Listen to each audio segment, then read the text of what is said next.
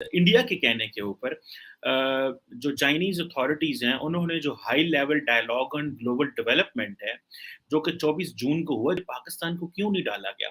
अच्छा, हुआ यूँ है कि पाकिस्तान के फ़ॉरेन ऑफ़िस ने इसको सीधा-सीधा इंडिया पे इल्ज़ाम लगा दिया है। पाकिस्तान के फ़ॉरेन ऑफ़िस ने नाम नहीं लिया, लेकिन ऑब्वियसली इंडिया है। फ़ॉरेन ऑफ़िस आसिम की जो स्पोक्स पर्सन है, आसिम इफ्तिखार, उन्होंने कहा कि जो एक ब्रिक्स जो is a platform as a multilateral arrangement जो है, उसके एक मेंबर ने पाकिस्तान की जो मेंबरशिप है वो ब्लॉक की है।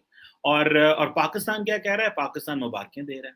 थोड़े दिन पहले पाकिस्तान कह रहा था जनाब कि हमारे फॉरेन प्राइम मिनिस्टर साहब कह रहे थे कि पाकिस्तान का मुस्तकबिल जो है वो चीन के साथ जुड़ा हुआ है और चीन ये हो जाएगा और चीन के साथ वो हो जाएगा और हम सारी ज़िंदगी थके नहीं हैं, ये कह के जी स्ट्रॉन्गर देन आयरन और पता नहीं deeper than ocean and sweeter than honey and पता नहीं क्या-क्या जो-जो हमारे पास एडजेक्टिव्स होते थे, हमने सारे लगा दिए उसके ऊपर, just to make it like कि जी पाकिस्तान और चीन की बड़ी स्ट्रेटेजिक पार्टनरशिप है। इसमें कोई शक नहीं है कि पाकिस्तान और चीन की बड़ी पार्टनरशिप रही है और अभी भी है।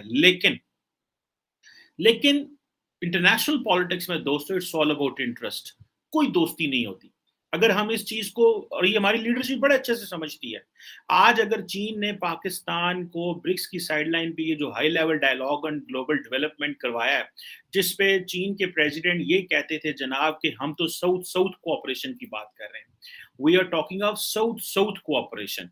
नॉर्मली मैं पहले भी कल एक वीडियो में कहा था कि south south cooperation is all about कि जो सदर्न हेमिस्फीयर है उसमें चाइना कहता है कि हमें वहां पे अपना रोल प्ले करना है और हमें वहां के लोगों को अपलिफ्ट करना है, लेकिन ये सिर्फ और सिर्फ बातों की हद तक ही है। एक हमने श्रीलंका में देखा कि वहां पे मामलात जो हैं वो खराब हो गए और चीन किसी को नहीं बचा सका। ठीक है जी, आईएमएफ और बाकी लोग भी कोई नहीं पहुंचे। और एक पाकिस्तान है जहाँ की कंडीशन ये है कि हमें जो लोन्स के लिए हम कितनी मुश्किल में हैं। और अगले दिन जो पाकिस्तान की इकोनॉमिक एडवाइजरी काउंसिल है उसमें ये बात की गई कि जो 35 अरब डॉलर जो चाइनीज इन्वेस्टमेंट पाकिस्तान में है, जिसका नाम दिया गया फॉरेन फंडेड इन्वेस्टमेंट, जो कि चाइना की है और किसने इतनी 35 अरब डॉलर पाकिस्तान में लगाए, उसमें पाकिस्तान की जो मिनिस्टर साहब हैं और पूरी कमेटी ने ये कंक्लूड किया कि 43% इन्वेस्टमेंट जो है दैट इज फ्लॉड। वो उसका कोई सिर पाँव ही नहीं है और बस वो सिर्फ ये है पैसा आ गया और हमारे ऊपर वो कर्जे चढ़ चुके हुए हैं, या हमने वो पैसा वापस करना है, या सिर्फ इस तरह की चीजें और उसमें कुछ भी नहीं है। ये है वो पाकिस्तान की आयरन फ्रेंडशिप चाइना के साथ कि वो हमारे पंजाबी में कहते हैं चूना लगाना हमें भी वो बाज नहीं आए। वो किसी को भी माफ नहीं करते, हम तो फिर पहले ही गरीब बैठे हुए थे और हमें तो चाहिए था पैसा ही पैसा चाहिए था।